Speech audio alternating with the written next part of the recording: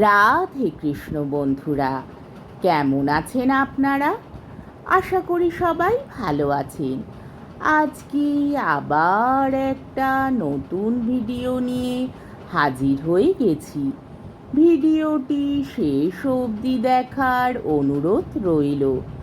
আজকের গল্প তারাশঙ্কর বন্দ্যোপাধ্যায়ের অন্যতম শ্রেষ্ঠ উপন্যাস হাঁসুলি বাঁকের উপকথা। আজকে উপন্যাসে বিংশতি পর্ব। ও কি আশারে গল্প ফেঁদেছে দিদি বুড়ি, অর্থাৎ সুচাঁদ। তার আর শেষ নাই। টুকরো টুকরো করে এই গল্প, এই 18 বছর বয়সের গোটা জীবনটাই শুনে আসছি পাখি। অরুচি ধরে গেছে তার এই গল্পে, বিশেষ করে আজ এই মুহূর্তে। হা করে হাসছে সুচাঁদ। সে হাসি আজ রাত্রে আর থামবে না বোধ হয়। করালির বাবার বাবা বন্যার সময় গাছের উপর জন্মেছিল, সেই নিয়েই বুড়ি হাসছে। তা নিয়ে এত হাসি কিসের? বুড়ি ডাইনি ডাকিনি, করালিকে দু চোখে দেখতে পারে না, সেজন্য কিন্তু হাসে নাই সুচাঁদ। বন্যার দুর্যোগে গাছের ডালে জীবন বাঁচাতে মানুষ যখন বিব্রত, তখনও কিনা কাহার কাহারানির মন মাতানো রঙের খেলা।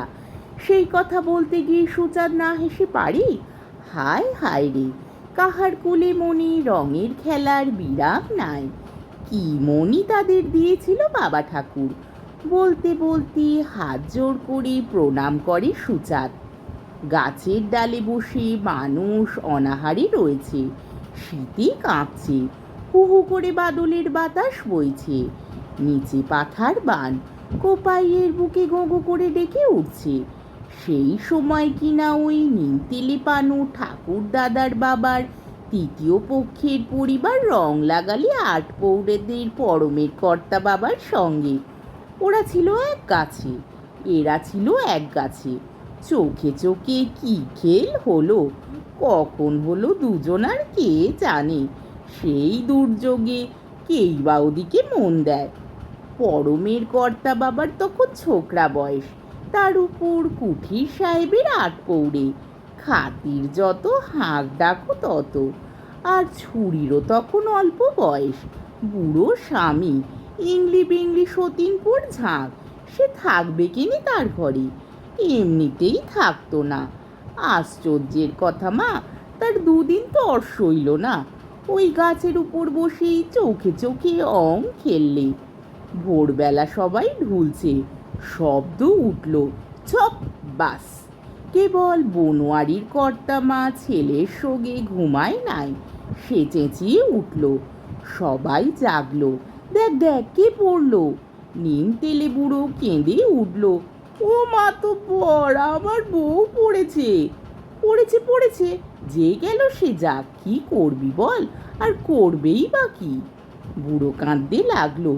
ও মা, সকাল হলে লোকে দেখলে আটপৌরেদের গাছে পরবের কর্তা বাবার ডালে বসে আছে সে মেয়ে। আবার হাসতে লাগলো সুচাঁদ। রতনের স্ত্রী বললে, তা হলো মজার মনন্তরা বলো। সুচাঁদ এক মুহূর্তে হাসি থামিয়ে মদের নেশায় লাল চোখ বিস্ফারিত করে মুখ তুলে চাইলে। মাঝ উঠানে জ্বলছিল যে কাঠের পাতা ধুনিটা, তার ছটা পড়ল মুখে। হাঁড়ির মতো বুড়ির মুখখানা কেমন হয়ে উঠেছে যেন। সে বলল, মজা? হ্যাঁ, সেই মজা যেন আর কখনো না হয়। মজা হলো তা পরেতে। বান নেমে গেল। ভিজে দেয়াল ও তার বাতাস পেয়ে দুরদার করে ধসতে লাগলো। গায়ের মাটি ভিজে সপ সপ করছে, 4 আঙুল করে পলি পড়েছে। দাঁড়াবার থান নাই। গরু মরেছে, বাছুর মরেছে, ছাগল মরেছে, শুয়োর মরেছে, মানুষ মরেছে। চারিদিকে পচা দুর্গন্ধ। ধান চাল ভেসে গিয়েছে, কাঁথাকানি ভিজে ডব ডব করছে। কুঠির সাহেবের চাকর ছিল বেয়ারারা, সাহেব মেম মরেছে, কুটি ভেসে গিয়েছে। কে গুরু কে গোসাই তার ঠিকানা নাই। মনিব নাই, মনিব না হোক কে করবে কি? আগের কালে বান আসতো, কাহারপাড়া ডুবত। সাহেবরা ছিল, তারা বড় বড় তক্তা বেঁধে ভেলা করে কাহারদের নিয়ে যেত কুঠি বাড়িতে। চাল দিত, ডাল দিত, হুকুম দিত খিচুড়ি রাত খাও। ঘর বাংলে ঘরের খরচা দিত, খোরাক দিত। কাহারেরা ছিল পাহাড়ের আড়ালে। ঝড় আসুক, ঝাপটা আসুক, বান আসুক, কাহারদের ভাবনা ছিল না। আর এবার কাহারদের পৃথিবী অন্ধকার হয়ে গেল। সাহেব মোলো, মেম মোলো কুঠি বিকিয়ে গেল। তার উপর সেবার কি হোক, সে এক মহামারণ। জ্বর জ্বালা, পেটের বামো, কে কার মুখে জল দেয় এমনই হাল। 2-3 ঘর দ্বিগুণত হয়ে গেল। তখন সব যে যার পড়ার নিয়ে পালাতে আরম্ভ করলে। কেউ গেল কুটুম বাড়ি, কেউ গেল ভিক করতে হেতা হোতা। বিদেশ বিবুইয়ে কতজনা যে মোলো তার ঠিকানা নাই। তারপর দেশঘাট শুকলো। মা পূজার সময় যারা বেঁচে ছিল একে একে ফিরল গায়ে। ফিরল যদি তো সে এক বিপদ। সে বিপদের কাছে বানের বিপদ কোথা গেল। সাহেবদের কুঠি উঠে যেছে। বেবাক জমিদারি হক হুকুম কিনেছে চৌধুরী। সেই যে জকের ধন দিয়েছিলেন কর্তা, সেই টাকায় সাহেবদের সব কিছু কিনেছে তখন চৌধুরী। ঘর নাই, দুয়োর নাই, আশ্রয় নাই, চাকরি নাই। কাহারেরা এসে অত্যন্তরে পড়ল। চোখে পৃথিবী অন্ধকার হয়ে গেল। কি হবে, কোথা যাবে, কে চাকরি দেবে। সাহেবদের আমলে 2খানা পালকি। কুঠিতে 24 ঘন্টা হাজির থাকতে হতো। 16 জন বেয়ারা মোতায়েন থাকতো। সাহেবরা ফি বেয়ারাকে জমি দিয়েছিল 10 বিঘে করে আর বাস্তু ভিটে। জমি চাষ করো, খাও দাও, আর সাহেব মেমকে নিয়ে সাওয়ারি কাঁধে বেড়াও। তার ওপর বকশিস ছিল। হেতা হোতা বিয়ে শাদির বায়না ছিল। আরও ছিল তোমার নীলের চাষ। তাও সবাই খানিক অর্ধেক 2 বিঘে 5 বিঘে করত।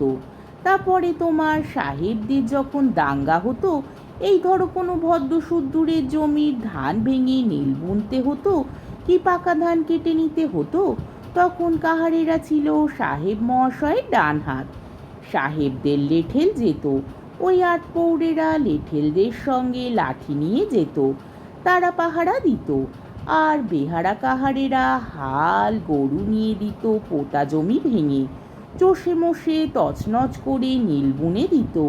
পাকা ধান হলে কেটে মেটে ছিঁড়ে খুঁড়ে তুলে নিয়ে চলে আসতো বাড়ি। ধান যে যা আনতো সে তো পেতই। তার উপর ছিল লগদ লগদ বকশিস। সে ছিল কাহারদের সোনার আমল। সাহেবরা গেল, কাহারদের কপাল ভাঙল। চোখে অন্ধকার দেখবে না কাহাররা, আমলটাই পাল্টিয়ে গেল। চৌধুরী বেবাক চাকরান জমি খাস করে নিয়েছে এখন। বললে, আমার তো পালকি বইতে হবে না 12 মাস, বেয়ারাদের 24 ঘন্টা হাজির থাকতেও হবে না। চাকরান জমি আমি দেব কেন? কেড়ে নিল যা জমি। জমি বাড়ি সব গেল। অন্ধকার ত্রিভুবন, অন্ধকার মা। বুক চাপড়িয়ে কেঁদেছিল কাহারেরা। আমার মা বলতো, তখন আমার মা ভরা ভর্তি সমস্ত মেয়ে। তার 1 বছর পরে আমি পেটে হই। মা বলতো, কাহারেরা বুক চাপড়িয়ে কেঁদেছিল। সে কান্নায় পুজো বাড়ির বাদ্যির ঢাক পর্যন্ত শোনা যায়নি। যে পেটের জ্বালায় গা ছেড়ে গিয়ে ভিক মাগতে গিয়েছিল কাহাররা, কুটুম বাড়িতেদেরও হয়েছিল এতদিন মা সেই পেটের জ্বালা পাশরণ হয়ে গেল। হাঁড়ি চাড়লে না, আন্না বান্না দূরে থাক, পুজো বাড়ির পেশার সেও কেউ মাগতে গেল না। তারপরে হলো কি মা, শেষকালে নবমী পুজোর দিনে সে এক অবাক কাণ্ড। হঠাৎ চৌধুরী বললে, যা, ভিটেগুলো তোদের ছেড়ে দিলাম। ভিটে থেকে তোদের বাস তুলে দেবো না, সে বেজায় রাখলাম। ওই চাকরানটুকু রইল। কালে কোশমিনে পালকির দরকার হলে বইতে হবে, তবে জমি পাবি না। হ্যাঁ, কিষান ইমানদেরই কর থাক। কাহারেরা তবে হাঁপ ছেড়ে বাঁচল। পিতৃপুরুষদের ভিটে থাকলো মন্তরায়। এই ভাগ্যি। চৌধুরীকে 2 হাত তুলে আশীর্বাদ করে বিজয় দশমী থেকে ঘর তুলতে লাগলো সব পোড়ো ভিটে। সেও তোমার ওই কর্তা মশায়ের দয়া। চৌধুরীকে তিনি স্বপ্ন দিয়েছিলেন অষ্টমী রাতে, মানুষকে ভিটে ছাড়া করতে নাই, কাহার দিকে তুলে দিলে আমারও সবে তোর উপর। তাতেই নবমীর দিনে সকালে উঠে চৌধুরী ভিটে ছেড়ে দিলে। থামল সুচাঁদ। সমস্ত মজলিসটা হাঁসুলি বাঁকের রূপকথা শুনে অবাক বিস্ময় স্তম্ভিতের মতো বসে আছে। মদের নেশায় আবেগপ্রবণ মস্তিষ্কে সেকাল ঘুরে বেড়াচ্ছে। মাথার মধ্যে নেশার স্রোত ছুটছে কোপাইয়ের হরপাবানির মতো।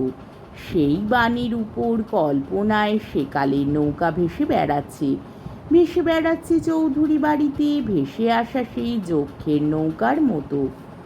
পঞ্চশব্দের বাজনা বাজিয়ে আলো ঝলমল হয়ে যেন ঢেউয়ে ঢেউয়ে নড়ছে। সব ভাম হয়ে বসে আছে। কেউ কেউ ঢুলছে, কার যেন নাক ডাকছে, শব্দ উঠছে নানা রকমের, হাসি আসে শুনে। আজকের পর্বটি এইখানেই শেষ হলো।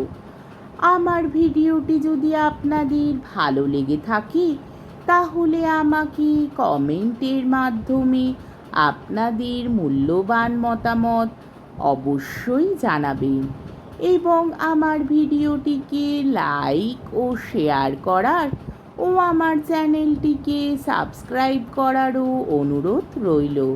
তাহলে আজকের ভিডিওটা এই অবধি। পরের দিন আবার এই উপন্যাসেরই 'ত্রয়োবিংশতি' পর্ব নিয়ে হাজির হয়ে যাব।